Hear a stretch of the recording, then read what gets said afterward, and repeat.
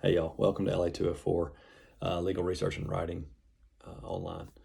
I want to first tell you a little bit about myself. My name's Clyde McGee, and I'm a full-time federal prosecutor, so I work for the U.S. Attorney's Office here in Oxford, Mississippi. We cover the Northern District of Mississippi, so if any federal crime is in the Northern District of Mississippi, I would prosecute it. I work with the FBI, the DEA, the ATF, Secret Service, and other state and local organizations in prosecuting.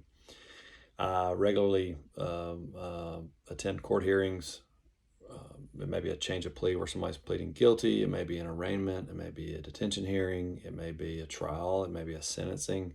So those are some things that I go to court pretty regularly. I also write responses to motions. I write motions. I write indictments. I also write appeals or I defend appeals to the Fifth Circuit Court of Appeals in New Orleans. This course will focus on your legal writing skills and researching skills, and hopefully by the time we get through, you will have a good base set of really writing skills in general, and I think it's going to help you in your classes and your profession for the rest of your life. As you know, writing and research writing is a very, very important asset you can pick up that is going to help you in almost any job and almost any career. So I really think this course will help you. I'll try to teach you the ways of writing like a legal professional, but it will also apply to other career paths. You'll also learn legal research, which will, it's similar to Googling in a lot of sense. Everything's gone kind of electronic. We'll go over some of the older methods, like using books and whatnot, just to help you in case you go to a law office that still is more archaic and doesn't have the new electronic research. Like Westlaw or LexisNexis. So we'll go over that as well. You will have a quiz every week, right? It's an online class, and so I can't check your attendance. And so that's kind of a way that we check your attendance is by having a quiz every week. It's not going to be hard. It's not going to be tricky. It's going to be pretty straightforward based on the readings and any videos attached. If I take the time to make a video, then it's obviously probably going to have a question or two in there because I want to make sure that you watch that. But you'll see in your book, there's going to be a lot of situations, and I'll try to point them out in the video. But there are going to be a lot of situations where some of these boxes, a lot of times when we read a chapter of a textbook, we skip over the highlighted boxes. But in these books, you'll actually see that those boxes are important, and they'll help you in your writing. So again, cover quizzes and then assignments. We'll have a lot of small writing assignments, and at the end we'll have a big writing assignment, where you will actually write a legal memorandum. We'll go over an outline, a first draft and then a final draft. You'll see that in your syllabus.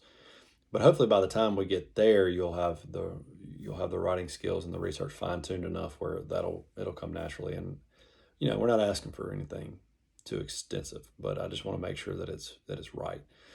One key thing, and if you've had me before, you've heard this: looks are everything in writing. It's absolutely everything, and really in any profession, any career path, any other class.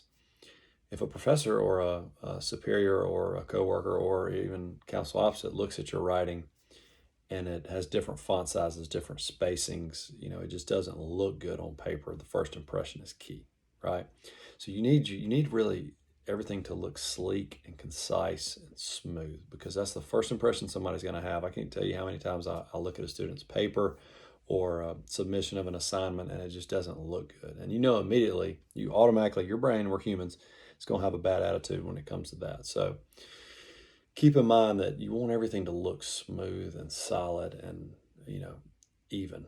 So just keep that in mind as we go forward. And again, you'll hear me say that 100 times, but you'll also have a couple of discussion forums where I want you to participate with other students, and this is just helping you interact with other students. So this will help you. It's only a couple, but you'll see the point spread in the syllabus on what percentages are given to each things due. In other words, you got quizzes are 40%, you got all the writing assignments are 40%, and then you got the final examination 20%. Midterm, we won't have a midterm on this one. We'll have a final examination. I really hadn't decided yet on open book. It'll probably be in your syllabus though, and we'll clarify that as we get closer on exactly what the final is going to look like.